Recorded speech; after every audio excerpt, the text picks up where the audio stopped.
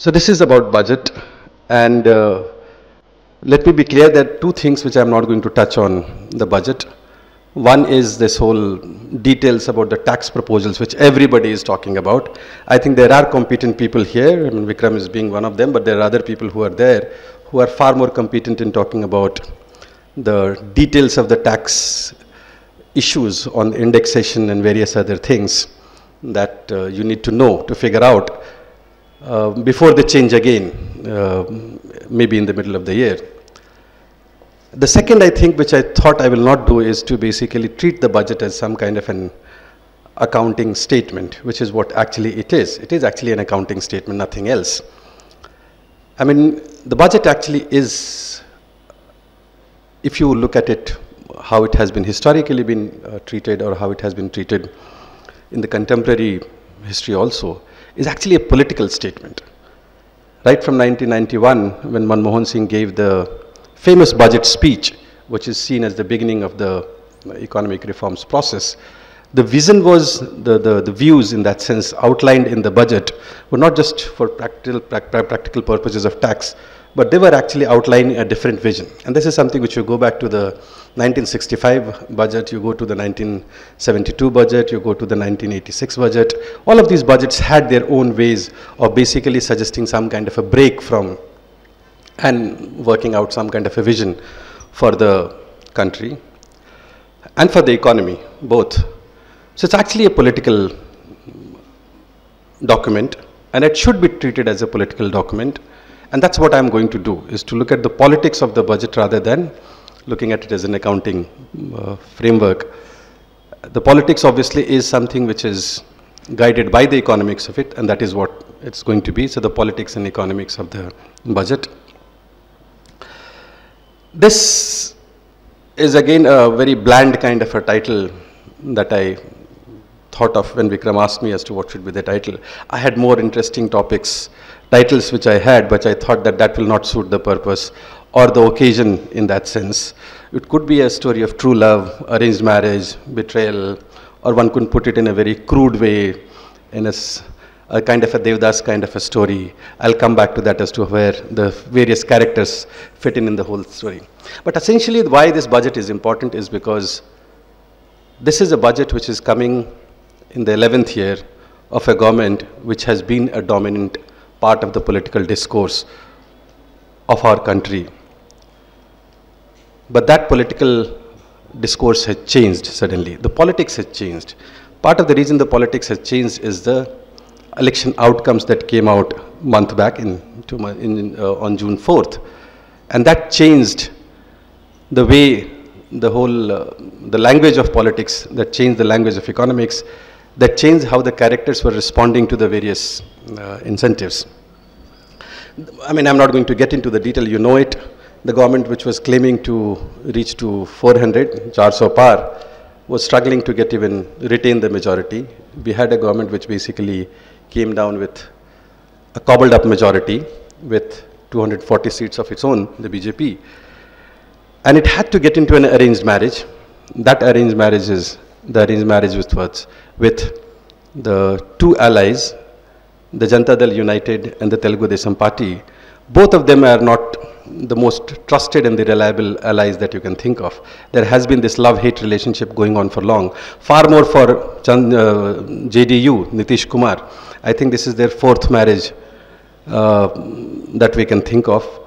If you count one more, then it is actually the fifth time that they are coming together.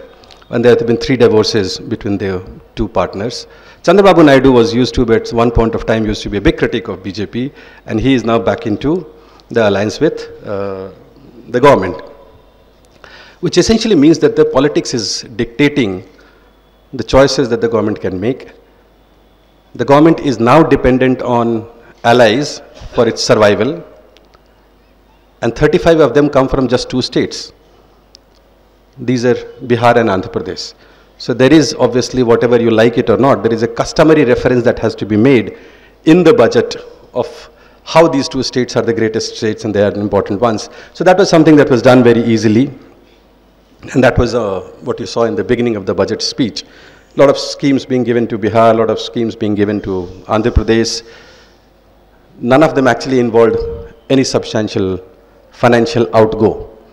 And that's not the point, and I'm not getting into what exactly is the real story is that why a government which was going on for the last 10 years ended up in this kind of a situation. And what does it mean in terms of politics? And that is something which is very clear. There is a palpable, very much evident disconnect between two sections of the society, the rural and the urban. Remember, even in the states where BJP lost, it won the urban seats quite comfortably. In Delhi, they won quite comfortably. In Mumbai, they won in Bangalore, they won in other places. In Calcutta, they won, even when their tallies came out in that sense. Most of the defeat in that sense, the massive, big, sizable defeat in that sense, came in the rural areas, particularly in Uttar Pradesh is where the massive defeat that came out. And that in a sense was reflecting the kind of a rural distress which was building up for a long period of time. And that is something which is one of the ways one has to look at the changing politics of it. Because for BJP, the rural vote base is something which is very, very important, because that is where the numbers come from. And you need to be having and if you have an ambition of going to 400 par and all of those ambitions, then the rural constituency is something that cannot be ignored. And the urban is obviously also going through a stress, but it's not something which is very obvious in that sense. But the bigger story in that sense is that the rural distress is no longer a distress only about the rural areas. It has now spilled over to all sections of the economy. If you're looking at the economic data, and that context is very important. If you're looking at the economic data very carefully, you are now in a situation where you can safely say, without much exaggeration, that the economy is actually heading into some form of a crisis. That may look like a big kind of statement, but it's not so much off the track. Your consumption growth overall in the economy has slowed down considerably, much lower than the overall growth. 3 to 4% consumption growth is what we are witnessing. Your private investment is yet to pick up. This is despite the fact that the government is pumping in money in various investments. Your exports are not doing well. So the three demand sources, these are the three sources of demand. Either there can be demand for consumption, private consumption, there can be a demand for investment, or there can be demand that is coming from outside your domestic boundary, which is the export demand. I mean, all three of your sources of demand have dried up. There is no demand that is coming up in the economy. And that's precisely the reason why the economy is now in a situation where it is just chugging along. It's not something which is where there is no drivers. It's like the inertia is keeping up. The engine has basically is shut down. And it's very difficult to continue. At some point of time, it will have its repercussions that is there. We are in a demand deficient economy, and that's something which is very clear. That's something which is where even the government doesn't hide much. The economic survey, at least on one, let's give them credit where it is due. They do point out that the consumption demand and the investment demand is an issue, which is the main issue as far as the economy is concerned. Household savings are at the lowest level. The lowest in the last 2.5 decades. They have come down to that level. Household savings are lowest level. People, I mean, obviously, retail loan growth has gone up. Gold mortgage is increasing. So here is a situation where even the middle class who has assets, which has some kind of a savings, or I'm not talking about the bottom 40% which doesn't have all of these things, are now pledging their gold, going for retail loans, drawing down their savings to keep up the consumption which is going on. And this is now clear. Yesterday the data came out on the so-called only shining sector, which was the automobile sectors.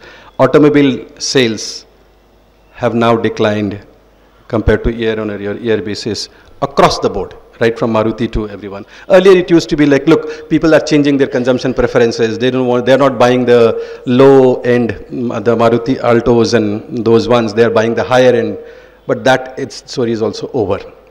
It was basically a story which was being built on the pent-up demand which was not there from 2017 to 2022, 5 years. If you look at the 5 years growth rate, average growth rate in that sense, it is the lowest in the last 40 years. The last time we had, but even if you say, for example, not just look at the current 5 years, our average growth rate from official numbers, which itself is a disputed number, because it's not, the base has not been revised now for 15 years, 14 years. We have a growth rate which comes to around 5%, roughly around 5%, 5.0 something percent is. The last time we had a growth rate which was close to that, lower than this, was in the 1970s.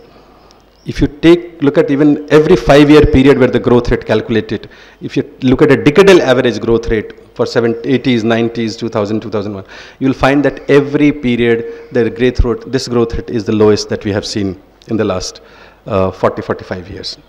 So economy is in a very different situation. The problems are more or less well known. And this is now coming from not just official estimates. The FMCG companies are now talking about, the automobile sector is talking about, all of them are talking about it. And I think that that's where the reality is. So that's the political reality. The government is now no longer dependent on its own numbers to decide whatever it wants to do. It has to now get into some kind of a coalition arrangement, some kind of an arranged marriage. May not like it, may not be the most loved character that you would like to have an alliance with.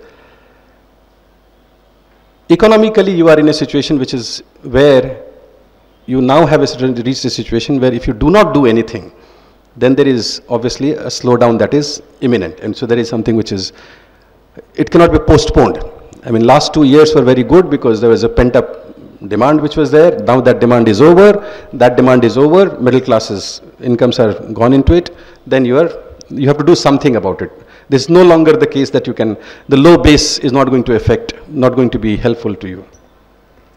And that's where the economic survey comes in, and then that's where the credit is. It does raise these issues. It does say about all of these issues. The problem is that it basically is completely clueless on what is happening and what should be done about the economy. On everything. It talks about every issue. It talks about inflation, it talks about unemployment, it talks about consumption demand, it talks about investment demand, it talks about everything. Then, at the end of it, it has no idea what exactly should be done. On growth, it does rightly point out that yes, agriculture growth has to be given focus on that. And it says very clearly, a bold headline is there, that without agricultural reviving, there cannot be any growth in the economy. On employment, it does point out that there is a problem that needs to be done. Unfortunately, what can we do? So it ends up blaming the corporate sector as being the real devil. And that's the second part of the story. A love affair which has gone wrong. This is the oldest love affair. It's like the genuine love between the political party in power and the private corporate sector, which is not like a made-up kind of it's not a transactional affair. It is a genuine love affair. This is something which is, but that is where the problem is. And now the lover is being basically blamed for not responding to the challenge. When there is a crisis on the government is not able to do that. On inflation, it again talks about, and it also says that the inflation is basically happening because of food inflation. Now I'm talking about the economic survey. And its solution it has is that remove the food inflation from the monetary policy target, because we can't do anything about it. Instead of saying why is that there is stubborn food inflation, it says that why don't we change the inflation? Now inflation should only be core inflation. Core inflation is actually, in our country, which is excluding food and fuel, is very, very low. Low core inflation is proving what we were talking about earlier, is because there is a low demand. It is not because the government has been very successful in managing the inflation trajectory of the country and has controlled inflation. It has happened because there is no demand. People's incomes have gone down, and therefore demand has dried up, and therefore the core inflation there is excess supply in the core inflation category, food and fuel category, and therefore there is a core inflation which is low. But that is not going to be your solution. You can't basically because inflation after all is a real phenomena. And for the poor, if they are spending 50% of their total consumption on food, don't go and tell them that, look, for you inflation will be minus food and fuel. You can't do that. I mean, this is something which is, you can't say that, look, for you the inflation will be this much, for you this inflation will be this much, for you the inflation will be this much. You can't go on doing this. That's one inflation, and that is inflation that impacts everybody. On climate change, which is what you talked about, again the whole story is that we are basically been asked to do so much for climate change. How as a developing country we can do all of these things. The developed countries keep on giving all these targets to us. We are poor people. How can we do all of these things? We have so many things to do. But again, that's a very weird kind of an approach. Climate change doesn't affect only the developed countries' boundary. We are seeing that happening in our neighborhoods. The flooding that we are seeing, the landslides that we are seeing, whether it is Wayanad or it is Uttarakhand. From Uttarakhand to Kerala to every place that you look at it, this is now a reality. Uncertain climate and the impact of that on agricultural production, on food prices, on everything that is happening is a reality. But again, blaming the developed world and the rich countries for not being able to, forcing us to do something is not a way to move out about it. But again, that is something which is beyond comprehension, that if you know it, then what is the solution that is coming out of it. So let me, before I go into the budget part of it, and I think I wanted to set out the reality, ground reality that exists in this country right up front. And one of the questions that comes out very clearly, and for that you don't need to worry about data. That data story is now more or less over. That claim that comes from the Niti Aayog CEO and other people that all these employment numbers are fake and the country is doing so well, or these whole CMI data or the RBI report or SBI report saying that doesn't require any kind of proof anymore. The proof is the voters have given the proof.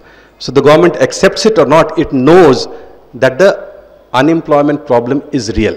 It is there on the face of it. It is there on the streets. It is there in the young people protesting.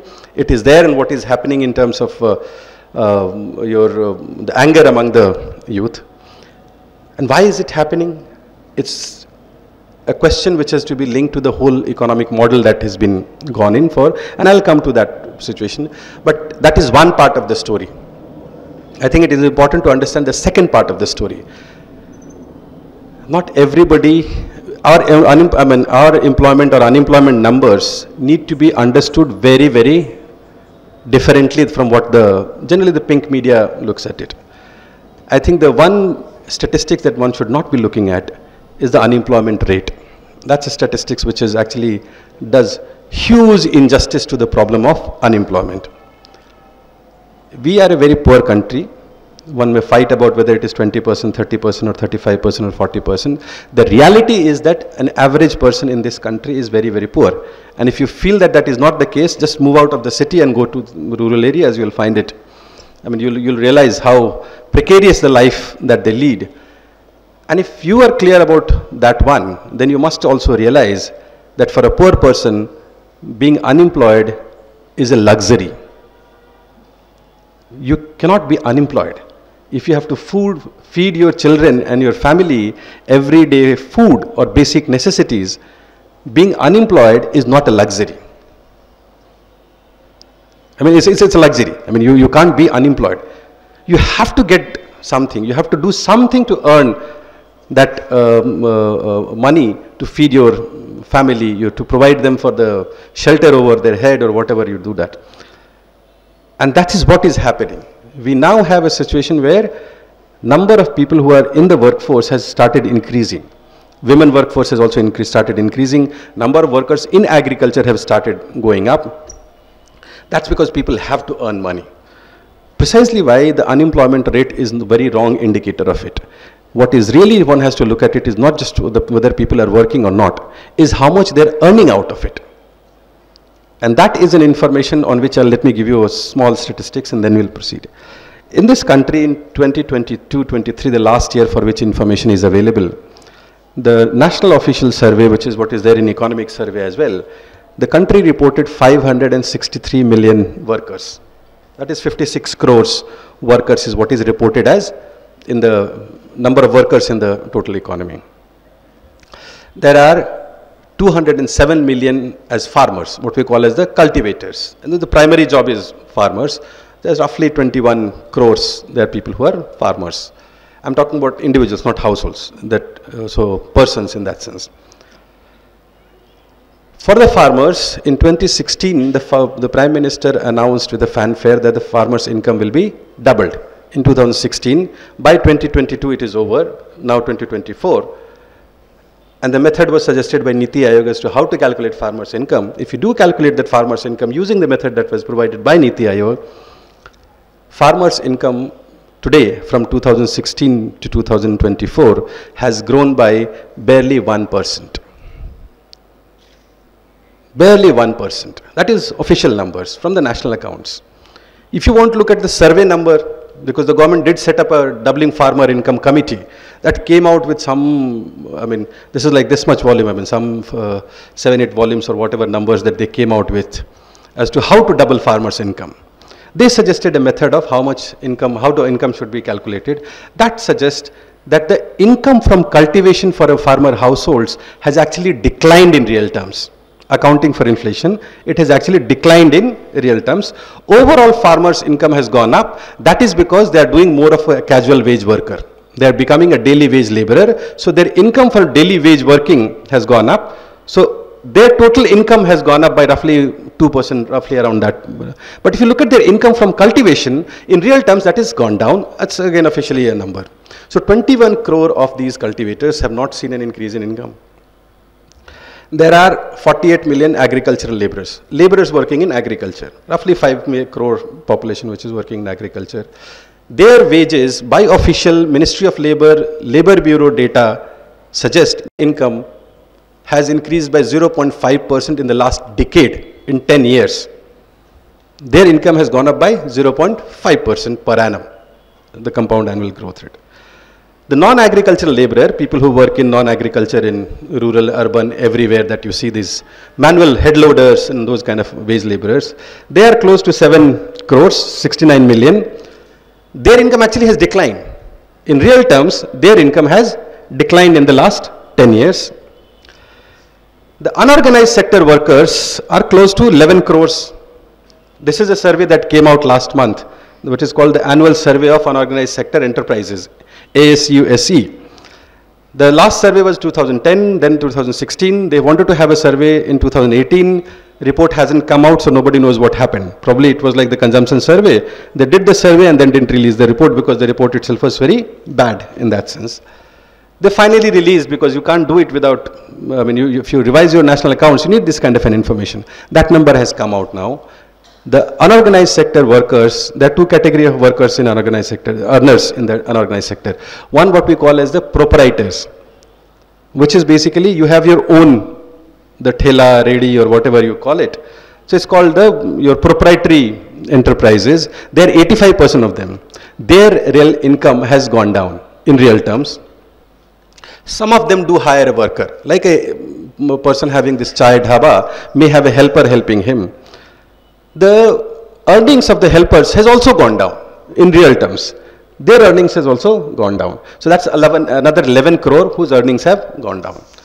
The last category is the regular workers, people who are the so-called office-going people who have a steady income in that sense. Not all regular workers are people who are employed as regular workers. I mean, there's an office or ones. That is close to around 134 million, 13.4 crores roughly. 79 million of them have no job contract. So of the regular workers, a majority of your drivers, they are regular workers because they are paid on a monthly basis. Your mali, your maid, because as long as they are getting on a monthly basis, they get their income that is counted. Their earnings by official statistics has declined by more than 1% per annum between 2011-12 to 2022-23. That's the statistic that we are dealing with. So we are in a situation where almost every section of the household, and by all official numbers, none of which is disputed, is saying that their incomes have gone down. Now, why should one be surprised if there is no demand in the economy? Where is the demand going to come from? So the problem is very clear for you. The economy is heading into a situation which is almost like getting into a, where the drivers of the economy have ran away. They shut down the engine and they have basically run away. It is now moving along. So if you get say 5%, 6% rate of growth, then that is, or 7% rate of growth. Part of that is the lag that is coming from low base. That will also disappear at some point of time.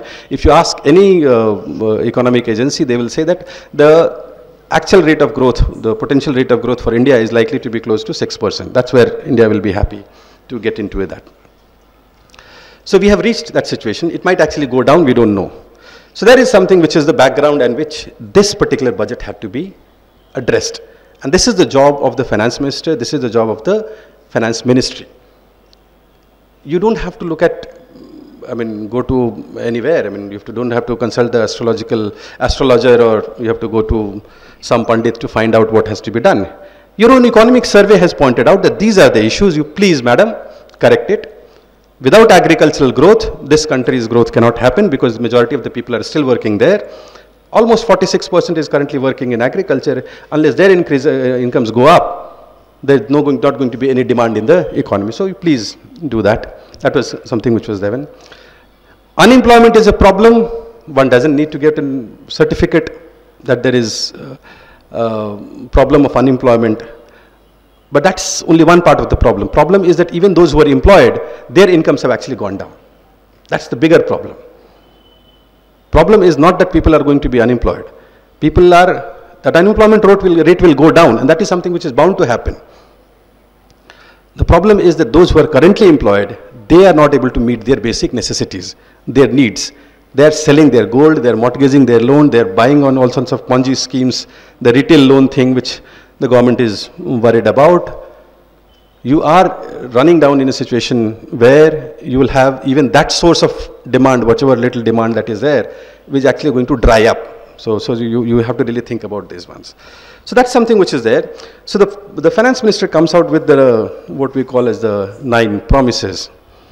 And I'll just quickly, so there's productivity and resilience in agriculture, employment and skilling, inclusive human resource development and social justice, manufacturing and services, urban development, energy security, infrastructure, innovation, research and development, and next generation reforms. There is no rocket science. These are things which we have been talking for the last 25 years, at least, all of these issues. The climate change is also something which has become far more prominent in the last year. How do you end up doing it? Then, let me give you an example of the agriculture one. So if you look at the budget speech and if you look at the budget, the budget documents also, one is that you should not trust the budget documents. These are again numbers which keep changing and what is promised is not delivered. So there is absolutely no meaning on those ones. So she picked up correct issues. So she basically divided the entire agriculture agenda into 4 or 5 items, the head categories. The first one was transforming agricultural research. Yes, we all want it. This is the necessity. We need climate resilient variety of seeds to be produced. We need more irrigation. We need more investment in various things. Various other research in different kind of agriculture research is needed. So that comes in the budget speech. You go to the Ministry of Agriculture's budget documents, expenditure on Indian Council of Agricultural Research, National Advanced Agriculture Institute, and agricultural universities taken together. There are various agriculture apparatus institutions. That budget has actually been reduced in nominal terms. So you talk about all of these issues, you look at the budget numbers, the expenditure on these has actually been reduced. Last 2 years, the Indian Council of Agricultural Research didn't have a director. Your premier research agency, it didn't have a director. The body which is leading the research on agriculture, they didn't have a director. And you are basically claiming that we will strengthen agricultural research. Second announcement, big announcement, number 2 point that came out as part of agriculture, release of new varieties. I don't know what the budget has got to do with it. The release of new varieties keeps on happening. The agricultural research institutes keep on announcing. Where is a budget commitment on that? This is something which is, so there is new 109 varieties will be released, 32 horticulture crops and all of these things. That has nothing. There is no single 0 rupees of budgetary commitment. That's a political announcement that you make. When will they be announced? In future. It can be 5 year, it can be 10 year. There is no timeline that will be announced in this year or that year. Then the third one is that 1 crore farmers will be encouraged to move into natural farming. Obviously, people have short memories. In 2019 budget, this was a big issue. And how many of you remember, I don't know, there was this term called ZBNF, Zero Budget Natural Farming. And this was something which was announced in 2019 budget.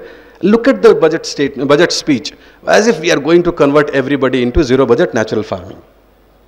So natural farming was something that we'll be doing and all sorts of things will be done. They can't use the word now because the person who was behind this idea is an RSS person from Pune. He basically said that I have a patent on this. You can call it as a Subhas Palekar method of natural farming or something like that. So that is something is not going to work. So now they don't use the zero budget natural farming is, so that budget, you go and read the budget speech, is there in the budget, big announcement, and look at the media headlines. Government is going to encourage zero budget natural farming and all sorts of things, that's there. ICAR did a study on natural farming. It came out with a result which basically said that this is all hocus pocus. There are issues which are there. I mean, like, government should have consulted us. We are the Agricultural Research Agency before announcing that in the budget. So they announced first in the budget in 2019 budget, then they set up a committee. That committee basically went into all sorts of things. And there was a big fight among scientists as to what is this happening. One would have thought that 1 crore farmers are to be encouraged for natural farming. There will be some money that will be given. So in 2019 they set up what is called the National Mission for Natural Farming. Last year, the budget for the National Mission for Natural Farming was 459 crores. How much did the government spend? 100 crores. Even the 460 crores that they promised in the budget, they could not spend it. They spent only 100 crores. And this year, the budget has been slashed to 360 crores. You can make a ratio, proportion, whatever, call it. So if 460 leads to 100 crores of expenditure, how much will be spent here? And you want 1 crore farmers to shift to natural farming. How? One doesn't know. That is not even like 100 rupees per farmer is what you are going to give to the farmer to shift to natural farming.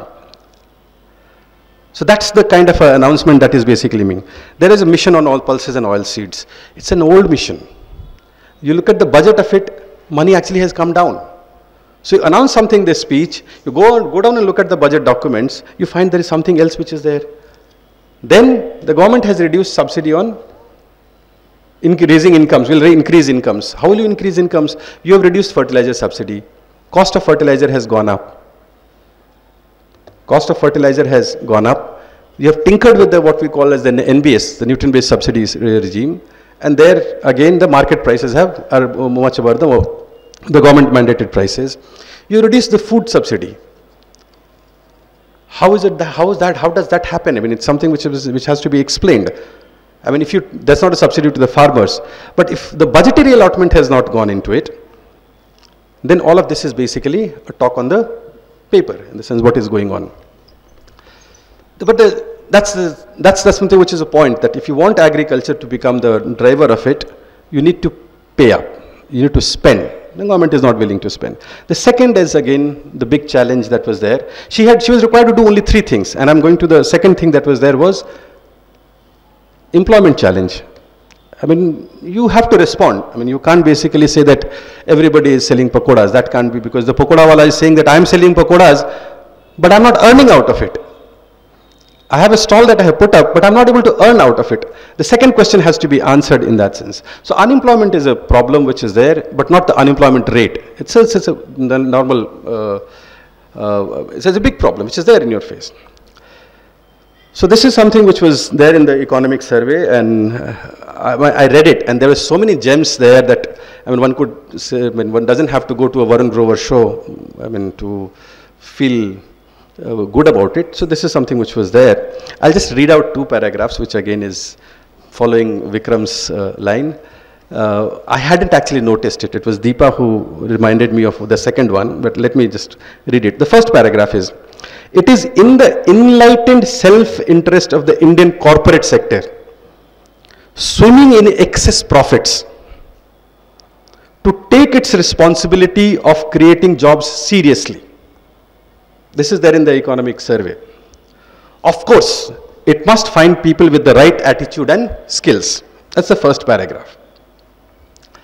The second one is, for India's working age population to be gainfully employed, they need skills and good health. Yes, there is absolutely no doubt about it. Social media, screen time, sedentary habits, and unhealthy food are a lethal mix that can undermine public health and productivity and diminish India's economic potential. This is there in the economic survey. That doesn't end there. The next line is, the private sector's contribution to this toxic mix of habits is substantial, and that is myopic. The only word which is missing from here, and we discussed it, is that the economic survey did not blame the youth for being lazy. So it does say, I mean, social media, screen time, sedentary habits is there. I mean, like, that's something which is, it's a youth to be blamed. They are wasting their time watching YouTube, unhealthy foods, eating snacks, doing all sorts of other things. And who is the culprit in all of that? It's the private corporate sector. Swimming in profits. That's where this whole, what we call as the betrayal story comes in the picture. It's the second part of the story that comes in the picture. And this is a running theme that this government has. That this corporate sector has been the biggest, in a sense. I mean, the government has showered so much love on them. I mean, like, I'll give you the numbers as to how much love they have showered. But these guys, first, they are swimming in profits. They have not done anything to create jobs, which is supposed to be their job. They should have done their duty. But on the other hand, they're corrupting the youth. This unhealthy cocktail is what they are basically, they're poisoning the mind of the youth by telling them that they have to get jobs. That's unfair part of the second story. So the corporate sector, the vilification of the corporate sector is something which is a running theme. And the economic survey is like really, I mean, angry about the whole thing that, look, what we didn't do, I mean, what all did we do? I mean, we went out of our way. This is the true love that we had. And look what you did. You didn't help us when we wanted you to step up and be counted. So she ends up with a story of, okay, theek hai, we have not done it, we'll try and do something about it. But then the story is again the same.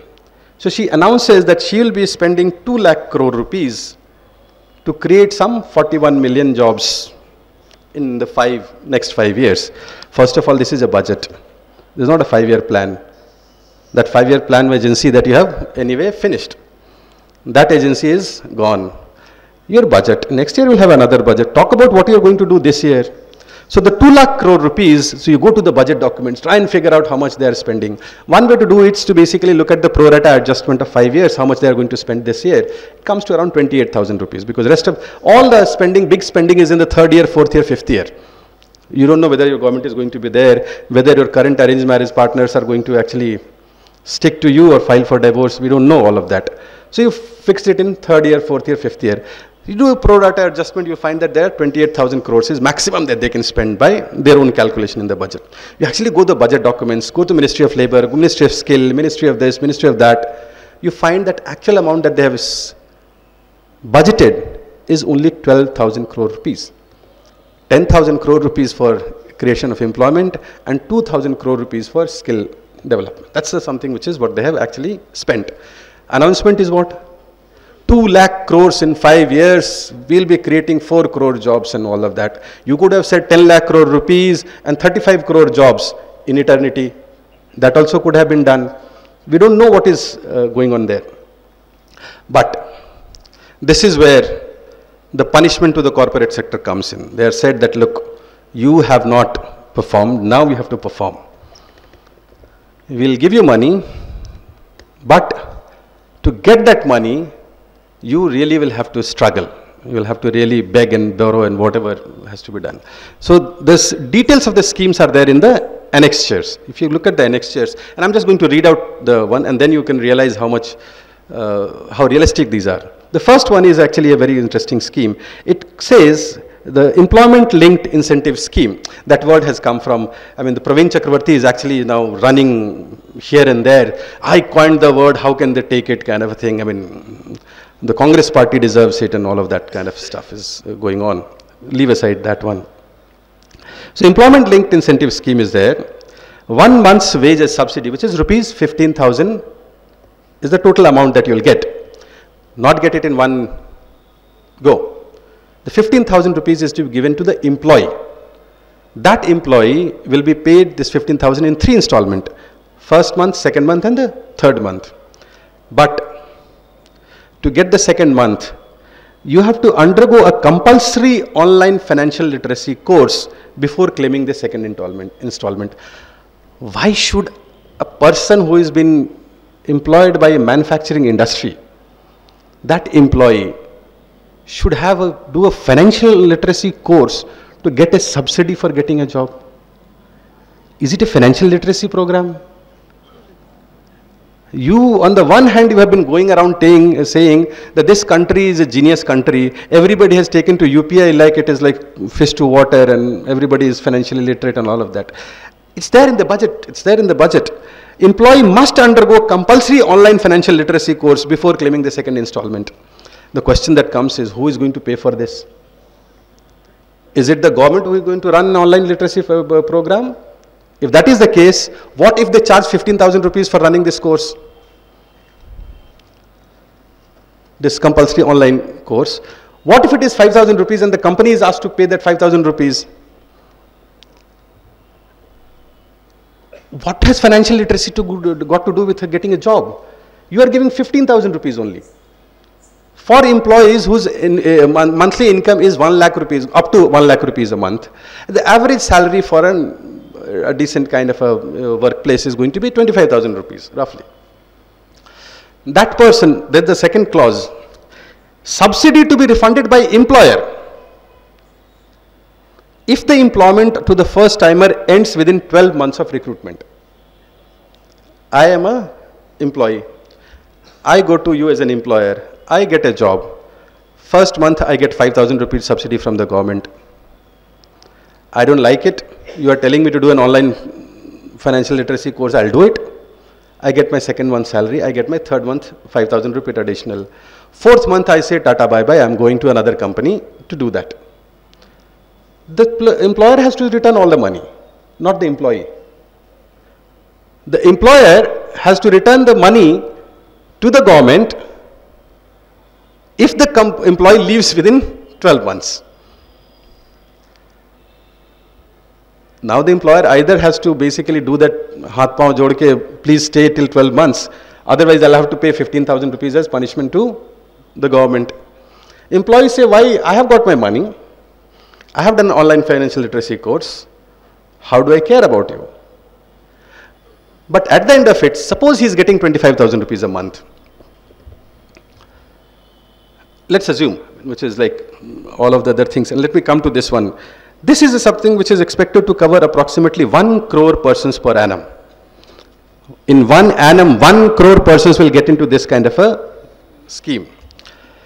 The second one, I'll get to the interesting part later. This is only for manufacturing. Again, only companies who have a record of EPFA contribution for 3 years are eligible to be there. And they must hire a minimum number of 50 workers or 25% of your baseline workers to be eligible to get this scheme. That's the minimum condition for you to get the money from the government. And it has to maintain that threshold level of employment for 4 years. Otherwise, government will collect money from them. I mean, corporate sector, do they think that they're actually stupid fools? I mean, are they going to fall for this kind of a trap? I mean, this is again a very interesting one, which is where the government is going to subsidize you by 3,000 rupees per month as your EPFA contribution. The government will do that. And the last one is where the gem has been reserved for the 500 top companies. You heard this word in the budget speech, the 500 top companies, internship program in the 500 companies. How can they be spared? And their anger is much more with those guys than this one. So this is something which is actually a substantial amount of money is only in this one. The rest of them are like 3,000 rupees, 15,000 rupees and those kind of things. 12 months Prime Minister's internship and monthly allowance of 5,000 rupees. It is applicable to those who are not employed and engaged in full kind. So you must be not a student at the time of application. And you should not be working at the time of application. So you should be actually truly the unemployed to be able to do that. Age limit is 21 to 24. Majority of and I come from a university, a lot of my students who are coming from really vulnerable backgrounds, they do MA when they are 25. They are 25. Our Prime Minister did his MA when he was 30. That's the reality. That is the reality. And his undergraduate actually he would not have been eligible for that because his undergraduate was also when he was 25. This is 21 to 24 years of age of eligibility. That's just 3 years of eligibility. But that's not the funny thing. The interesting part is that the companies will have to pay all of these from the CSR, I mean the corporate social responsibility and all of that. Participation is voluntary. Corporates can decide to participate or not to participate. But the government, how the scheme will be implemented. Application through an online portal that will be created by the government. They will create an online portal. Company to select from a shortlist. Who will do the shortlisting? The government will do the shortlisting. Company will be asked to pick up from the shortlisting. And the shortlisting will be based on emphasis on lower employability. But that is again, don't be surprised about that. There is an exclusion list as to who are the people who are ineligible to participate in this one. Candidate has IIT, IIM, IISER, CA, CMA, etc., as qualification. So if you're done a CA, you are not eligible for this kind of a scheme. You are an engineer, you're not eligible for that. You have a management graduate, you're not eligible for all of these kind of internship programs. Fine, one can understand that. Remember, keep on adding that. 21, 24 years age, no employment, finished studying, not be part of any of these qualification criteria, and the gem is, any member of the family is assessed for income tax. Anybody in your family, if he has paid an income tax, you cannot participate in this program. And if any member of the family is a government employee, etc., etc., etc., etc., etc., you really need a microscope to find a person who is between 21 to 24 years of age, has not studied in any of these professional qualifications, waiting for government to announce the budget announcement to basically go and apply for this kind of a job, and has a family member, none of them have income tax or are government employees or municipal employees or any other kind of employment, and you apply online where the government selects whether you are employable or not. That's how they want the 500 top companies in this country to basically put these people as interns, where the government is likely to pay some amount of money. Now, look at the amount of money they have spent, and look at the amount of mind space they have used to come up with these kind of criteria. You really need a genius to do all of these kind of things. They probably forgot to add 1 or 2 criteria in this one. But we are talking about somebody who has done a qualification at that age, is not from a poor background, is from a poor background. That person will not be able to do it. I come from a university, I can tell you that this is not something which is possible. And you exclude everybody who has done any kind of professional degrees. And you want them to go and do all of that. So that's something which is All of these 4 schemes are for companies which are members of EPFO, who have been regularly contributing to the Provident Fund scheme. There are only 50 to 60 million workers in the EPFO together who are active members, who are actively contributing to EPFO. The government wants to create 16 million jobs in just 1 year, add to that one. The government is going to spend 17,500 rupees per employee if everything works and all the target is met. That is, there are going to be really 1 crore 60 lakh of these characters who they were able to find with the microscope. By the way, there are not that many graduates who are graduating and unemployed by all official numbers. So I don't know whether they're going to get these kind of characters. But the rest will be paid by the corporates. So I'm a corporate. I paid 25,000 rupees a month to that employee for say 12 months. I'm assuming 25,000, which is like really now the base salary in any urban center in a sense. So 3 lakh rupees is what I'm going to spend. That fellow, my employee is going to get 15,000 out of that. In other cases it is even lower. In other cases, but just assume. Now the employee after 11 months says, Tata bye bye, I'm going. I end up paying even that 15,000 to the corporate sector has not invested. The corporate sector, you are saying, is swimming in profits and not doing the national duty, the patriotism that is supposed to be done by them. You are now dependent on them to create 1.6 crore jobs in 1 year using their own money. There is only 2 ways of looking at it. One, these corporates are real bad people. I'm not using the words. And they should actually be punished. And they were not doing all of this because they were waiting for the budget announcement to come. Then they will start employing the other is that really the corporate doesn't have the bandwidth to do it. Because there is obviously no demand in the economy. How will the corporate do it? I mean, to vilify the corporates is very easy. It's something which is very easy to do that. So again, that is something which is very difficult to understand. The private sector, that's where the politics come in the picture. You can announce all of this, not a single rupee will be spent because the conditions are so difficult that neither the corporate sector is willing to do it, nor the government. And government will, if he has budgeted 10,000 crore rupees, it might end up spending more than 10,000 crore rupees to set up the entire system of monitoring and creating and this. You have to create that online financial literacy program, the selection program, the online portal, getting all those things will might create. But that corporate sector is, for the first time, I am not willing to buy that argument that they are the villains.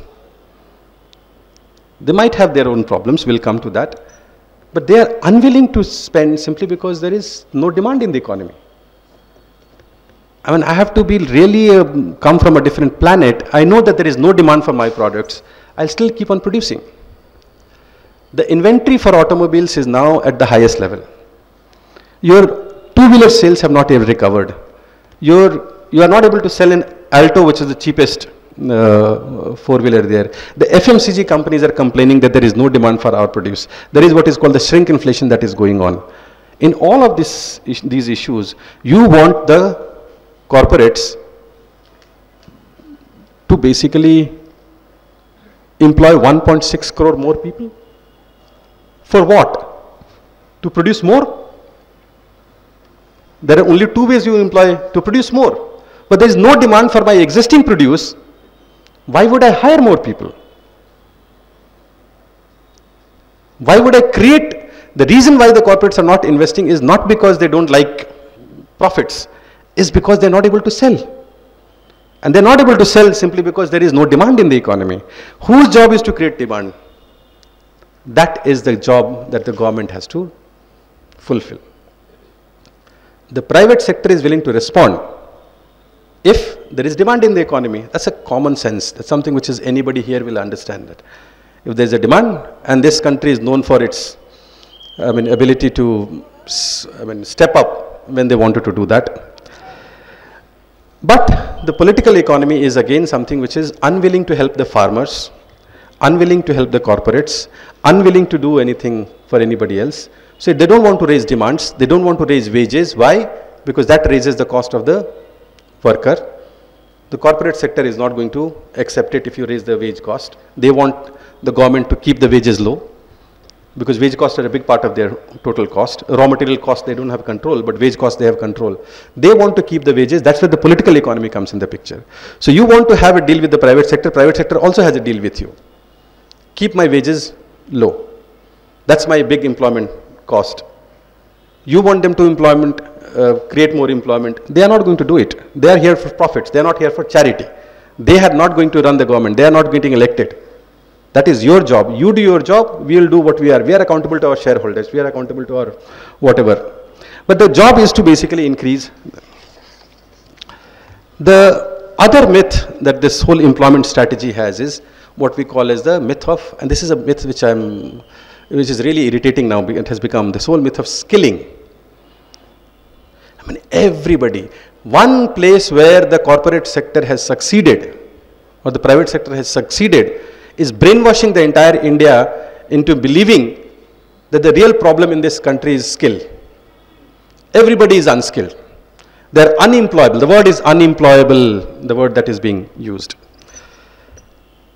It has never been a problem in this country. This country became a pioneer of IT industry in early 90s. In early 90s, the entire IT sector's growth, in a sense, has happened in this country. They became the driver of economic growth. But who was creating the skill for them? There was no such plan that was being done in 1970s or 80s of creating. There's a computer thing that came in 1985 and all of these infrastructure. The skilling was that the companies, they saw profit, they started and they got skilled. I mean, a lot of them, people who became computer engineers or who are now the head of the top companies, go and look at their qualifications. Most of them are mechanical engineers, electrical engineers, civil engineers, those kinds of engineers. This whole myth about skilling is a very different kind of a ball game. And I think it is simple one line. The corporate sector wants fully trained, low cost, highly skilled workers to their needs, which is basically a ready-made kind of a product which can basically come in. They're not willing to invest in doing that. And for that basically the government is doing. So whenever there is a question as to why your profits are rising, why your wages are not rising, again this is gaslighting. You have not created skilled workers. But then we never thought of education as purpose of skill. I mean the whole idea of education as being a kind of a fodder for the private corporate sector was never there. I mean, like look at the work that MV Foundation does and others do. Education has an intrinsic value. We are not training students, we are not educating students to be a fodder for the corporate sector. They want to do it themselves, let them do it. They have their money, they will let them create those ones. Asking the government to skill them and then we'll do something like that is something which is going into round and round. And the last part of the story, which is the political economy part of it, is this whole question of, we have been drilled into our mind about that the fiscal subsidy has to be, the fiscal deficit cannot be more than 3%. It become like almost like mantra. Every finance minister will come and say that we'll bring down the fiscal deficit. I'm happy that this government has given up that whole nonsense. They are saying that this whole fiscal deficit 3% is a bakwas thing. It's something that is completely useless kind of things. They are now talking about a band, something. Next year by that they will also give that also. So that's not something which is there. It's a good thing. It's something which is we targeted ourselves, tied itself with knots. Not a single year since the FRBM Act has been promised, except in 2007, the government fiscal deficit has been less than 3%. Not a single year. Not a single year that they have done. Also, this whole fiscal deficit was used as a bogey to cut expenditures on essential services, on health, on education, on nutrition, on employment, on all of these things that was used, that fiscal deficit will go up. You use that argument to basically cut down expenditure on everything, but at the end of it, now you're saying after 24 years that all this was forget it, we made a mistake. That is not our target. We are not going to reduce the fiscal deficit.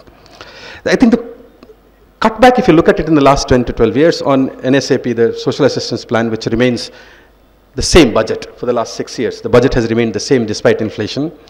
The Food Security Act, the budget for that has come down. I mean, the number of people has gone up, The cost of rice and wheat has gone up. I mean, how on earth are you going to have a food subsidy which is lower than what was there last year? It's impossible unless you are saying that I'm not going to fulfill my commitment which I gave to the parliament. NREGA wages are now much lower than this. Education, health, all of these issues are well known. The best example of that NSAP is I want to give is that this is the National Social Assistance Plan, which is the pension, the widow pension, the disability pension, the old age pension. These are really for really vulnerable people in the rural areas is what they get. The government contribution has been 200 rupees. And it hasn't changed. And it hasn't changed. State governments top it up. But the government, central government's contribution has remained the same for the since 2007. So that's the reality that we are talking about. The other big problem that FRBM created was, again this whole financial mess which is there. And they seem to understand very carefully. The FRBM was not so dangerous for the central government because they can go to every time in the budget, there is one line at the end of the FRBM statement where the government basically went to the parliament and said that we are not able to fulfill the FRBM targets and therefore we should be allowed a waiver. But this waiver not given to the states. What has happened in the last 10 years is the complete reversal of the principle of federalism. We are talking about the central budget, we are talking about the Government of India budget, but in this process, the state governments have basically become really the victim of this whole narrative that has been built up. Because they don't have any access to, because their FRBM is very strict to them, they cannot go beyond that. Their ways and means advance has been taken away. They can only take loan from market and other places. And with GST coming in 2017, there are only two items where they can actually generate resources. One is petroleum, which is outside GST. The other is alcohol, where they can basically generate resources. And that is why you will find many of the chief ministers going into jail for the so-called excise scam. Because poor fellows don't have any other place to generate money for fighting elections with all of them. So now there are 6 chief ministers who are being investigated for alcohol, the excise scam, which is basically because that is the only place where they can generate money. And this number will go on as more chief ministers become from opposite side. But that's the story that is there. State governments do not have the bandwidth. They are not able to spend on infrastructure, their capital investment. For that they have to borrow. Their revenue expenditure, no, because a lot of social spending comes from the state government. They are increasingly relying on loans for which the interest payments are becoming more and more. And then they have to fighting an election machinery which is so powerful that there is a competitive populism that is going on. So you announce Raitu Bandhu, somebody else 5,000 rupees, somebody says 6,000 rupees, somebody goes 7. It's an auction that is going on. Here real expenditure on basic necessities is not happening at the state level, not at the central budget level. That is where I think really the problem is becoming more and more intense, and I'm not getting into that. But the problem is basically the political economy part of it. And the real problem is this whole coming back to the story of the love affair with the corporates. One doesn't, it's a kind of a very different kind of a story which is going on. You blame the corporate for all of this. The government, the economy went into a slowdown. The previous chief economic advisor, Arvind Subramaniam, called it the great Indian slowdown. When he was the chief economic advisor, he presided over it. At the end, when he left his job, he called it that was a period of great Indian slowdown. Growth rate came down from 8% above to 3.4% or roughly like that. That's the first time without any war or drought or anything, the growth rate had slowed down. There are 2 other things happened, by the way, which they don't mention. Demonetization and GST. And immediately after that, the growth slowed down. The lowest, 3.4 was the lowest, without any drought here or anything like that. This slowdown is basically created havoc. Government was made aware. Yashwant Sinha wrote, I wrote, many other people were writing that government is getting to crisis, there is a slowdown, that is all that's happening, and all sorts of things were happening. What was the solution? Where do you go? I mean, after all, you have to go to your first love. You went to the corporate sector, look, I'm going to give you some benefit. You please get us out of it. Massive corporate tax waiver was given in 2019. At that point of time, it was basically supposed to cost 1.5 lakh crore rupees, which was quite big at that point of time. Now, the government in the last 3 years has refused to give that number as to how much is actually costing the government. But one can figure it out. The end result has been that of the total direct tax collection, corporate tax used to be higher than income tax. Now the share has now reversed. Now personal income tax share is higher than the corporate tax because the corporate tax collection has actually gone down. Income tax has remained where the money is going to come from, partly because by not changing the tax rates, and because it is not inflation indexed, if you're earning 10 lakh rupees, for example, 7 lakh rupees, 10, 12 lakh rupees, say in 2005, 2011-12, and you are earning now, your income would have gone up by inflation, simply by your pay rise happening. You were in 10% tax rates or 20% tax rate, now you're in 30%. So your tax outgo has increased because it's not inflation adjusted in that sense. And so therefore no rationalization has been done on as far as personal income tax. Corporate tax rate has on the other hand been cut. Before 2019, the highest rate for corporate tax was to be 34%, which was higher than the 32% with cess and charges for the, I'm not talking about the super rich category, but normal rate was to 34% is the rate that the corporate had to pay. Actually 33 point something for below there's 3 slabs, below 1 crore, 1 crore to 10 crore and 10 crore above. These are all around between 33 to 34. That is statutory tax rate. What is and this the government has to give. This is the information that government has to give. But they keep changing the nomenclature of the sheet where the information is given, so that it actually becomes like a James Bond style that every budget you try and figure out where exactly this number is there. This time if you go to the receipt budget, it's called Annexure 7. Earlier it used to be 13, then some 15, then some other annexures. It used to be really, you have to figure out and to find out. This gives the effective tax rate for the corporate sector. You get that information for time series. There are 6 categories of companies by which this data is given. Profit less than 0, profit 0, which is nil, 0 to 1 crore, 1 to 10 crore, 10 to 50 crore, 50 to 100 crore, 100 to 500 crore and 500 and above. That's the category which is there. In 2017-18, the effective tax rate for all companies was 29.5%. The statutory one is 34%. The effective tax rate was 29.5%. The 0 to 1 category is the one where the first payment happens. That used to be 26.4% is the effective rate. The 10 to 50 crore up to 29 crore. So there is progression that was there. Greater than 500 crore always used to be less than all of the above category, which used to be 26% is to be the effective tax rate for the greater than 500 crores. In 2018-19, just before the proposal was implemented, the tax rate for the lowest profit group to the highest profit, I'll just read it out. It was 26.57 for the 0 to 1 category crores, 26.43 for the 1 to 10 crore, 27.6 for the 10 to 50 crore, 27.86 for 9 for 50 to 100. It was progressive. As you went up your profit ladder, your effective tax rate actually went up, except for the last one where it was 26% fixed. In 2019-20, when this tax cut was announced, the effective tax rate came down from 28% to 22%. Effective tax rate came down from 28% to 22% for all companies. For the lower category one, which is the 0 to 1 crore profit group, which is a huge number of companies are in that category, that decline was from 26.6% to 25%. 25.1%, 1.5% difference. For the greater than 500 crore companies, the decline was from 26% to 20%. For the 100 to 500 crore rupees, the decline was 28.4% to 22%, 6% decline.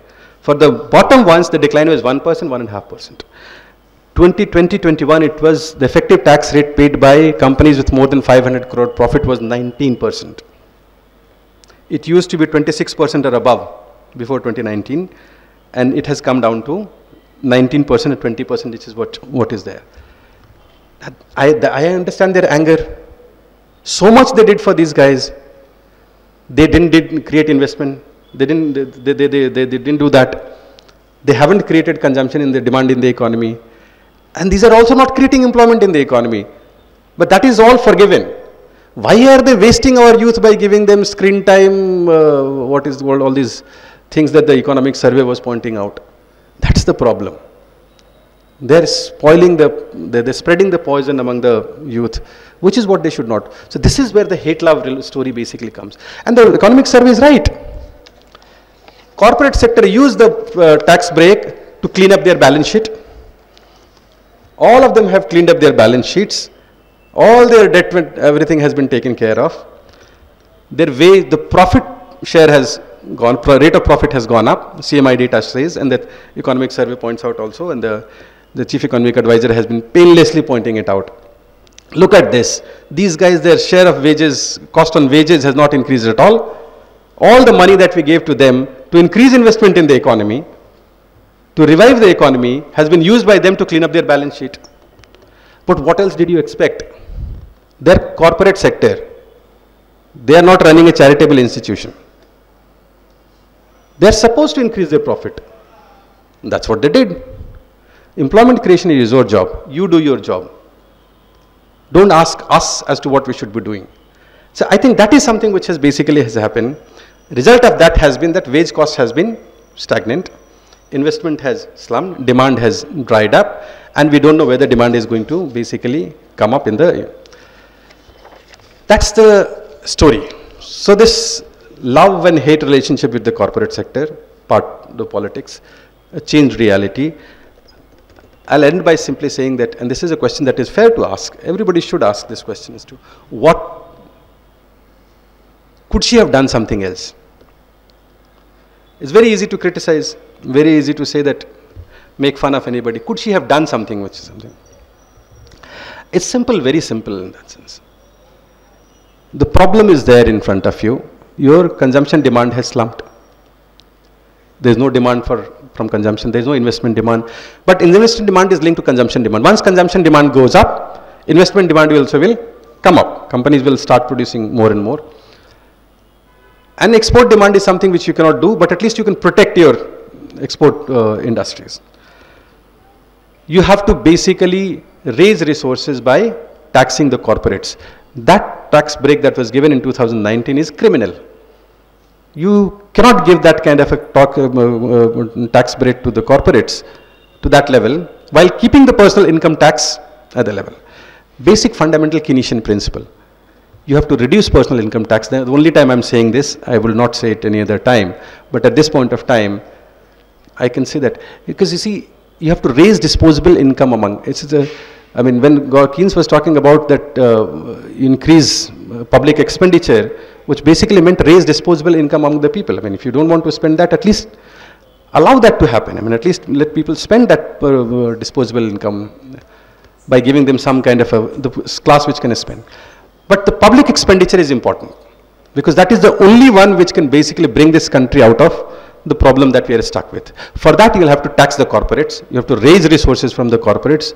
They have been unnecessarily benefiting from something which is, they committed a crime. They basically, not a crime in that sense, but they basically went into a situation which was criminal actually. The whole NPMS happened because of collusion between the private sector and the banking sector. You ran into a trouble. You have been bailed out, literally been bailed out at the cost of the poor by giving this kind of a subsidy to you. That is over now. Now you should actually be paying back to what is due. But that is something where the corporates have to basically go. The government has to spend more on health and education. And these are not where you get away by simply saying that the youth are wasting time. What was sedentary lifestyle, laziness and those kind of nonsense. You basically have to spend more on health and education. That is job that the government has to do, not for skilling, as something which is basic education.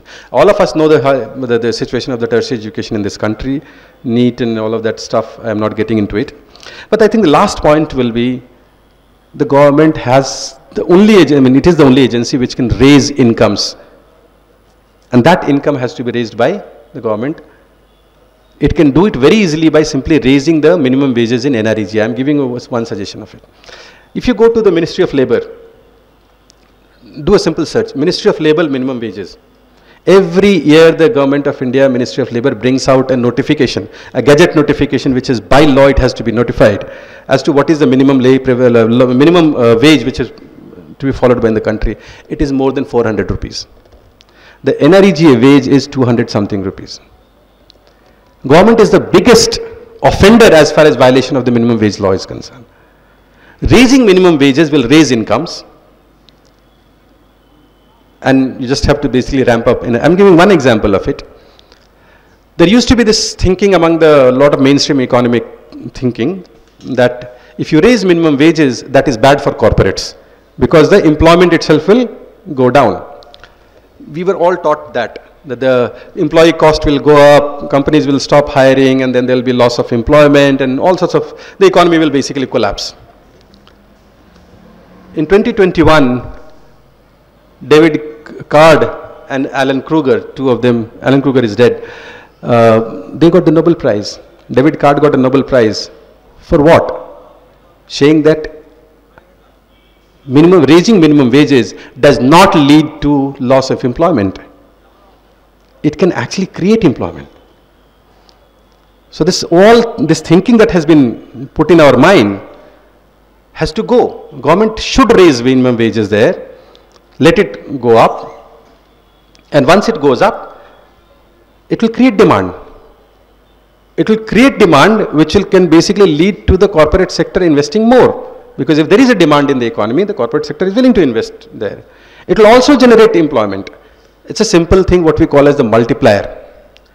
And the multiplier is the highest in rural areas amongst the lowest section of the workers compared to the middle class and the richer section of the workers, because there is no leakage that happens there. Here the leakage happens.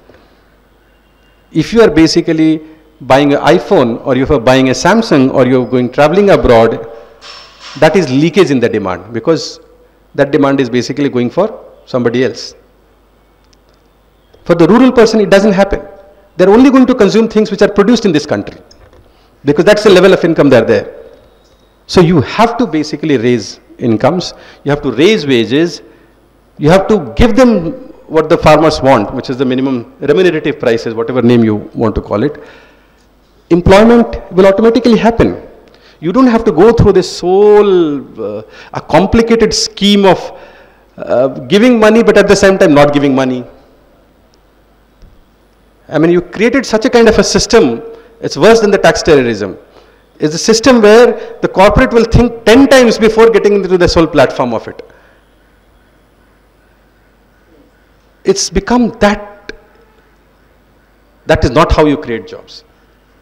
You give subsidy to the small and medium enterprises where employment is coming down, where the income problem is there, and it requires a fraction of the subsidy that you give to the corporate sector.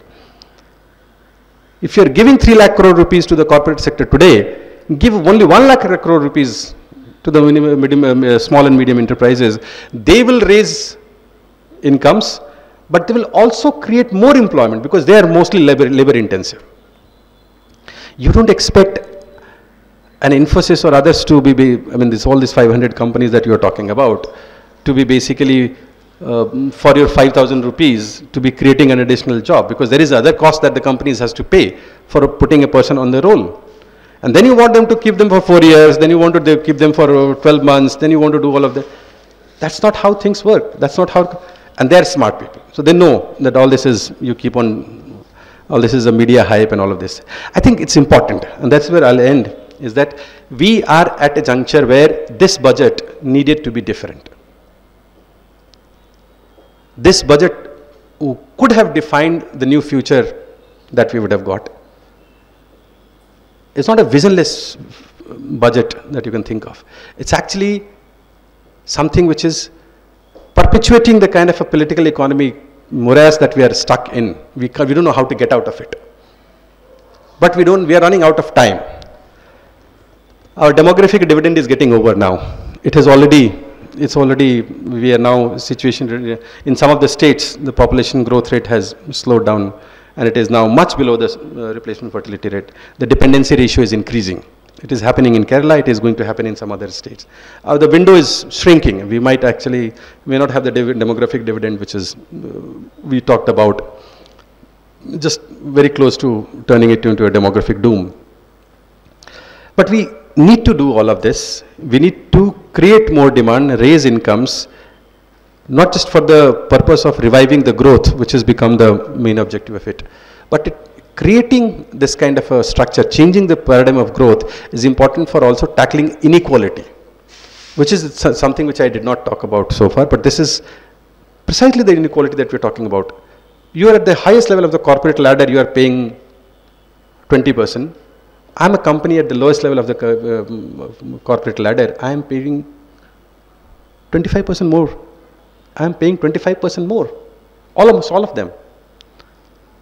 You are not willing to spend to create demand in the economy.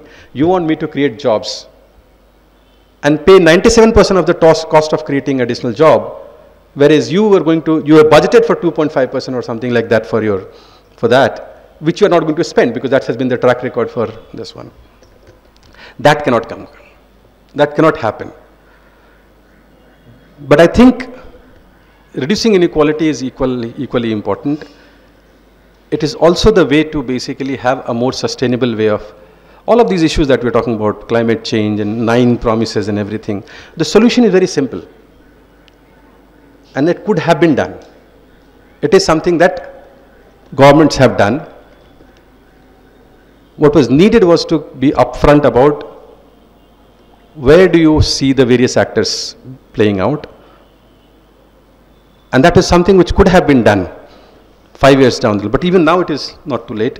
The problem here is that we keep blaming the corporate sector, but we can't let them go also. Ultimately, they are the ones who are supposed to also provide the solution to all of these issues. The agriculture sector is again a same kind of a story. The MSME sector, same kind of a story. The middle class, the same kind of story. And that is something which is likely to happen.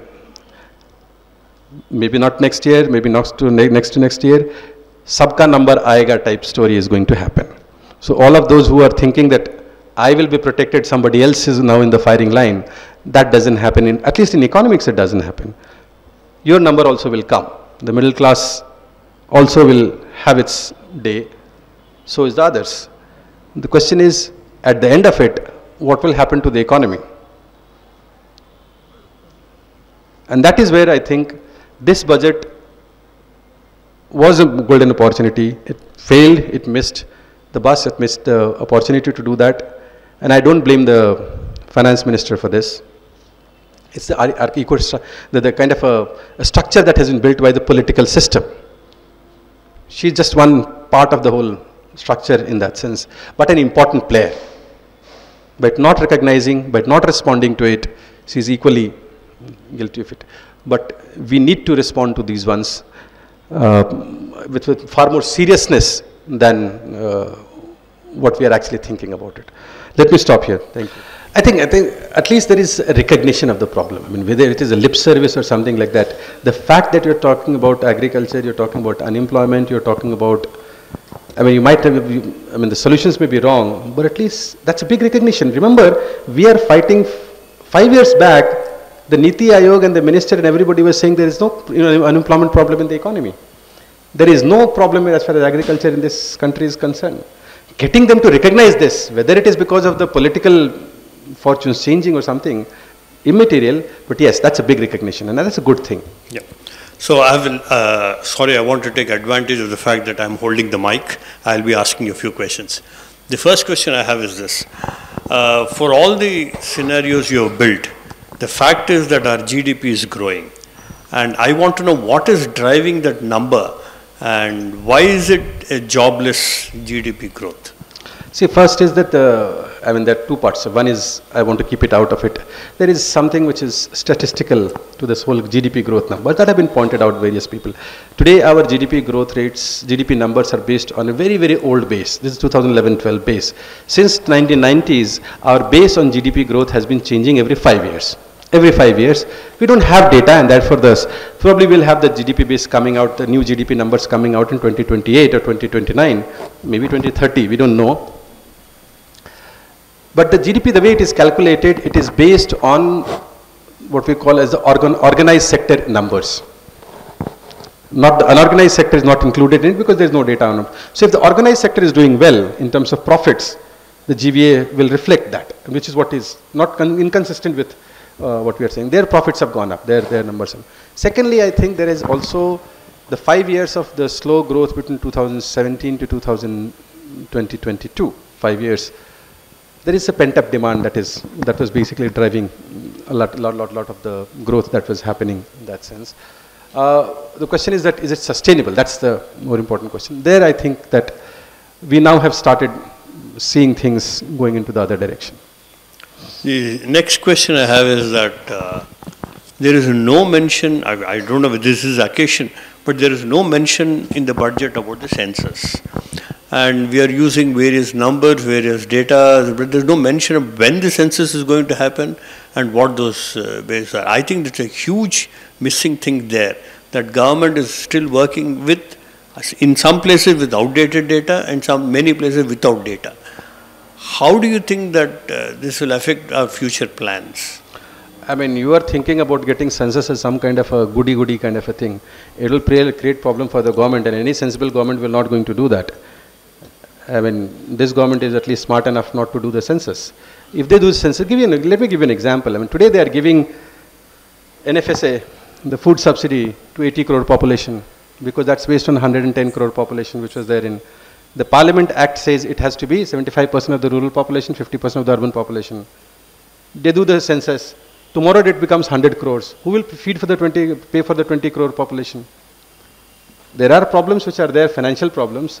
There is a delimitation that is likely to happen. It's not happening because the government doesn't want to do it. It's as simple as that. I don't see why you are finding an answer in the budget. The census, not having the census is a political decision.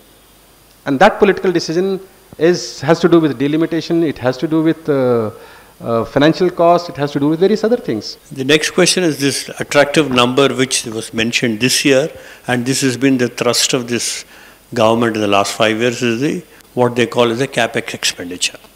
And this year they have called it 1,11,111 crores has been given to capital expenditure. And what I noticed from the budget numbers is that this capital expenditure is on 3 criteria. One is railways, the other is roads, and the standard defense. These 3 consume almost about 80% of the total capex which they are doing. And I think they have left it to the private sector to do the rest of the damage.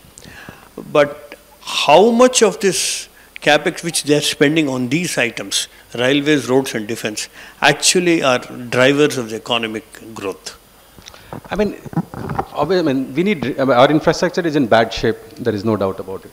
We need the government to pick up and step up as far as this basic infrastructure is concerned. But the question is, what kind of infrastructure? Do you need to spend money on bullet trains, or do you want to spend money on what we call as the basic train infrastructure? Yes, the money is being spent on railways, but at the same time, the number of railway accidents is also rising.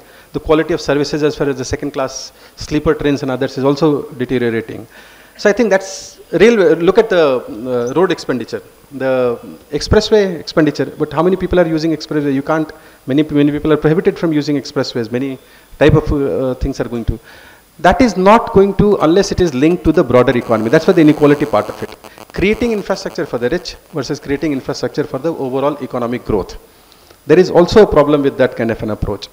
Secondly, it's a very capital intensive kind of an expenditure. This infrastructure, if it is done at a much lower level, where it is also labor intensive, would have created far more employment also. But this is an infrastructure which is basically a showcase kind of an infrastructure. You're building a parliament house which starts leaking the same year that it is inaugurated. That's a different kind of a story. You're building an expressway which doesn't, get into the collapses. That's a different kind of a story. So I think it's not just quantitative. It's where you are spending. What is the impact of that spending on employment, on growth? That's what matters. And that depends on not just the amount, but also where exactly it is spent. On roads, I would like to tell the audience there's an interesting way of how roads are measured now. till before this UPA government, a kilometer road, even if it was 4 lanes, it was measured at 1 kilometer. This government measures it at 4 kilometers. So consequently, what happens is that when you say that you have put in 10,000 kilometers of road and you benchmark it against the evil UPA government and the earlier NDA government, what you are saying is that they did only 2,500, you are doing 10,000. But actually they are doing 10,000, you are also doing 10,000. But they multiply it by 4 because it's a 4-lane road. That's a very interesting way of looking at life. That's all I would say. Before I give it to the audience, I have 2 more questions. Now this Swachh Bharat has been forgotten, is it? Yeah, many other things have been forgotten. Doubling farmer incomes have been forgotten. Swachh Bharat has been forgotten. Many other things have been forgotten. Because I noticed... The trick is actually that you always create a new diversion. A magician has to keep creating these diversions. No, why I'm asking you this question is that today I went to the ministry, I forget the name of the ministry, and to a number of toilets which have been built. There are 13 crore toilets which have been built, assuming our average size of 5 family, which means that 65 crore people must have been covered by this. And the NFHS survey says that 100% all villages are now ODF free in 2021. After that, there is no survey.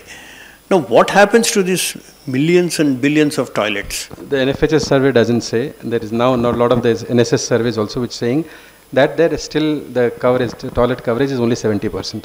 So still there are a lot of money that can be spent on doing all of the other things and keep changing the goalpost. My question is, when was the last time India had the perfect budget? I mean, if you can define the perfect budget, then I'll tell you what is the... Simple thing, maybe in 70s or 60s, when they made budget, they actually spent the money. Because if you see the way the ISRO was created, the BHL was created, money was less, efforts were perfect. I don't know. I mean, I haven't studied those spendings so clearly, and I don't think I was born in those times. But that's a different question. There were 4 focus areas: the poor, women, farmers, and also the youth. So what about the women empowerment? Particularly the finance minister talked a lot about constructing the hostels for women in tier 1, tier 2, tier 3 cities. So how is it going to be implemented? That's one. And there is also mention of this digital public infrastructure to the farmers and to the lands that they are holding for the next 3 years. So I think the penetration of the internet into the rural areas is also a challenge. So how are we going to get that digital public infrastructure? The question is how much actually is going to be implementation come after that. And the budget hasn't increased. So there is obviously, that's a different question. And how is it going to be implemented? This scheme is an old scheme. I mean, you are going to create those kind of hostels. We have these hostels running by state governments and various other things. The question is that how much have you budgeted out of it? Are you willing to spend money on that? And there the answer is that the money has not increased. So they're not going to do that. But again, it will require a different kind of answer, which I'm not getting into it, because it's meant for working women. I mean, in those states, is there a demand for those and those kind of things? Same is about the digital public infrastructure. This idea of getting public records of land and other things is an old project. It's not something, it's something going on since early 90s. Getting this thing, which is to, and it requires a different effort. It's not the brainchild has come in that sense. There is progress that is going on. For years, there has been progress that is going on. Part of that is historical. I mean, the land records are not very clearly marked out in those ones. But those will happen. Those will happen. And as and when they happen, it will have its own impact likely to be.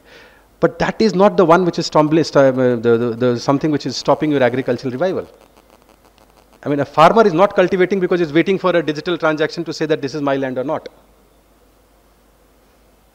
You can build all sorts of other stories. The real problem is being diverted. The real problem is that today the farmer is not able to sustain his agricultural enterprise. That is the real question. Nobody is talking about that. As a finance minister, your job is to talk about that. The rest of the things will happen. The farmer is not going to disappear because he doesn't have a digital proof of his land in that sense. Both should continue, but I think the focus should be on raising income. Many countries are logically promoting savings and investments among the citizens. So why is it that the Indian government is increasing capital gains tax, both short term and long term, and also introducing indexation, and is actually trying to penalize investments among the citizens? To this, see, remember, government has to generate resources. It has to tax. And without taxing, it's not going to generate resources. I am not against taxing capital gains. They have to be taxed. These are people who, anybody who has a substantial amount of capital gains or even a small amount of capital gains is among person who is holding assets. 50% of the population in this country cannot basically have that kind of a luxury. And they need that kind of a support. So taxing is fine. Now, what is the logic behind indexation and all of that is something which is beyond my comprehension. What has been given as an explanation is again something which the finance secretary gave an explanation that most of the people are not availing this indexation or indexation is not benefiting. All of that, I'm not privy to that kind of an information. But in general, taxing capital expenditure is the way to go.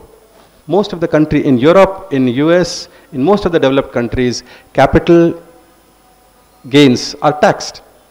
And we are among the countries where the capital gains tax of 12.5% is probably only the second lowest among the G20 countries. In many other countries, it is close to 20%. In some countries, 25%. Some countries, it is 30%. In some countries, 35%. I have absolutely no, in a sense, hesitation in saying that that's one way of generating revenue, and the government should utilize that way of doing it. But why was this exercise done? That I think I am not able to. No, even otherwise, calculation-wise, we have noticed in the last 2 weeks in the budget, I think that this is not very offensive for investment. Only the short-term capital gains, which is going up from 15 to 20%, yes, it's more than 5% more. But as far as long-term capital gains is concerned, in many situations, it is more favorable than what it was. For that to happen, the consumers or the people should have a voice, I think, which is missing in India, where the community power is almost non-existent, where the companies have their own power centers, they have their own associations to put their voice forward. So what we as a group or a community do to ensure that our voice is heard? Only a part of it. They've just flexed their muscles. They might show more of it if necessity is there. So I don't believe that there is anything that the Indian community, Indian voter doesn't have the ability to. They have overthrown dictators earlier. They can do it anytime they feel like. Whenever they feel that the things are not working in that favor. I think the question is what you're probably asking is, in a sense, is in some senses raising awareness on the issues, and that is something which an educated class, people who have access to various resources and information, they must do it. They must. And I think Manthan is a good forum. They bring out various kind of people and they have this kind of a discussion, and to take it forward to wider audiences is the kind of an exercise that needs to be done. This is exactly, but need to have more Manthans, more kind of discussions and dialogues to happen, to basically bring out the reality of what is going on in this country. Rest, I think you should leave it to the voter. They are intelligent enough. They might not have information, but don't doubt their intelligence. I was wondering, considering Pakistan, Sri Lanka and now in Bangladesh are going through some sort of crisis, would, if unrealistic, could part of the answer be a more regional outlook towards South Asia in terms of economy? The whole idea of more regional collaboration, more economically it makes sense. They have similar culture, they have similar food, similar consumption and taste and preferences and languages and all sorts of things are very, very similar. So, but in any case, that there is no transportation cost and various other things are there. But then geopolitics is a different ball game altogether. That's not something which is a budget can solve. And those are more related to issues of what kind of, how do you look at the neighboring countries, whether as friends or those issues are beyond the budget. But I do agree that this is the way to go. This is, it will create a unified market. European Union is a good example of that. But they learnt it after having fought 2 world wars. The value of, I mean, cooperation compared to this blind chauvinism and nationalism, that madness. We'll learn it maybe at some point of time. So my question is around the point on skilling. I understand the larger narrative is false, but the point that I'd like to raise is with regards to the larger number of jobs that are out there being created in a very artificial manner, in the sense that you have an explosion of engineers that come in because policy cannot, that state policy has not been able to guide certain institutions to ensure that the jobs created are for certain sections. So even while education has an intrinsic value, I feel that state policy should be able to guide to ensure that the economy also gets what it needs. So Dr. Palnivel Tyagarajan talks about this in the sense of providing counseling for students right from the 6th grade so that they understand, so you can bridge the information gap and try and let them know the sort of options that they have in the future. What do you think about that, sir? About was that this myth that is being created that the job problem is because of the skill shortage. That is the point I was, the smaller point that I was talking about. You know, in this country, we have seen progress happening in this country from not having any kind of technical know-how to all of these dams were built, to all of these things that they were talking about, to the IT revolution, which I keep coming back to. It was built. You didn't wait for it to happen. If the companies are demanding, the students will go there. Those kind of industries will be created. The engineering curriculum will change. And engineering institutions, or for example, any kind of education institutions, what I was taught when I was a student and what I am teaching to my students have changed. And that is, it's not that we are not adapting to the changed circumstances. This is happening everywhere. This is something which is going on. The question that you are talking about has two parts of it, and one single part that I'll give you an example of it, and one anecdote which is again in TIS in Mumbai, that was where I was asked this question as to when NREGA was being implemented, and somewhere all of them were basically saying that, but that will lead to, why are you saying that it is going to be useful? We don't get workers to do basic agricultural activity. हमारे खेतों में काम करने के लिए मजदूर नहीं मिलते हैं, that kind of a thing. And I only politely told him that the problem is not that you're not getting workers. In this labor surplus economy, where there is like there is a queue for even one single government job, there are at least 5 lakh applications. There cannot be a shortage of workers. We have a shortage of cheap workers. We have a shortage of slaves. You don't want workers. You want worker whom you pay the least. You raise the money, you will get the worker. You want a worker for which you don't want to pay. That's a different kind of a question. The companies, if they want to do, I mean, the industrial revolution in this country, I mean, world has happened. Today we are talking about AI revolution. I mean, did somebody first create their skills and then started talking about it? It happens simultaneously. It will happen. But the moment you say that I am not getting skilled worker, you are not talking about skilled worker. You are saying I am not getting cheap labor. That's the reality.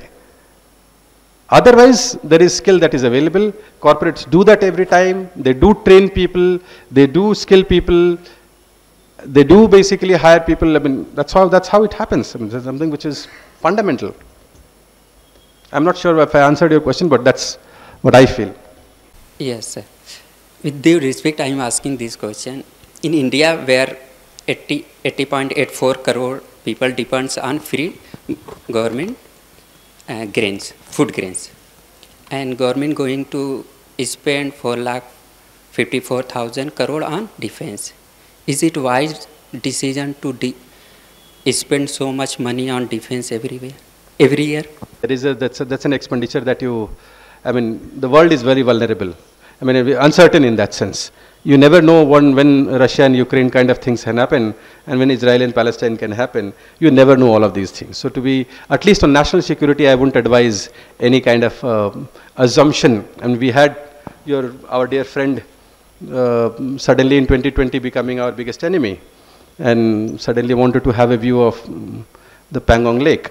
So that's a different kind of a situation. We have to be prepared. So I don't think there is any compromise on that should be afforded to. We should actually have our defense preparedness given the priority that it deserves with the uncertainty that is lurking around everywhere.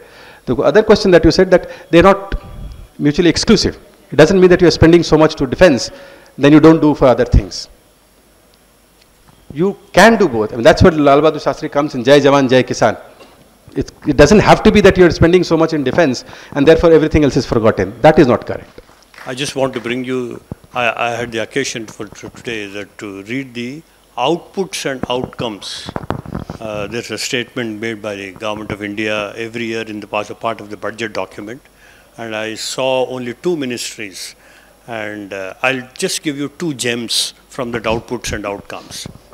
The PM Fasal Bhima Yojana. Last year they allocated 13,625 crores and they were processing 7 crore applications, and the area insured was 435 lakh hectares. This is last year. This year there's a marginal increase from 13,625 to 14,600 crores. The area insured is 5 lakh hectares. I don't know which figure is right. Last year for 13,625 they cover 435 lakh hectares. This year for 14,600 they cover 5.5 lakh hectares. This is one gem. There is one scheme called PM Shri. Shri represents some rising stars, something I don't recall what. Last year the budgeted estimate was 4,000 crores and the number of schools covered with this 4,000 crores was 8,000 schools in India. This year they increased the budget to 6,050. The number of schools, and this they clarify is a cumulative number, now covered under the PM Shri schools is 4,000. 8,000 plus the cumulative number has now become 4,000, whereas the budget has gone up. There are many such gems. I don't want to waste your time on this, but I recommend that it's fun reading the budget numbers. Sometimes you laugh, sometimes you blame yourself for starting reading it.